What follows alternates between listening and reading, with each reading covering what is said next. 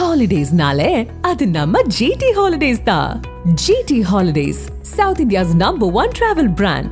You know you are special when you're with GT Holidays.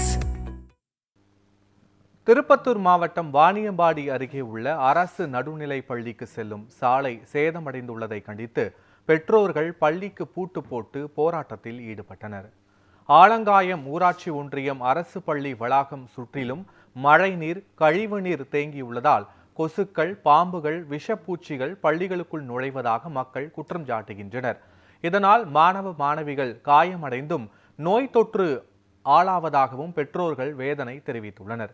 இதுகுறித்து அதிகாரிகளிடம் புகார் அளித்தும் எந்த நடவடிக்கையும் எடுக்காததை கண்டித்து பெற்றோர்கள் பள்ளிக்கு பூட்டு போட்டு போராட்டத்தில் ஈடுபட்டனர்.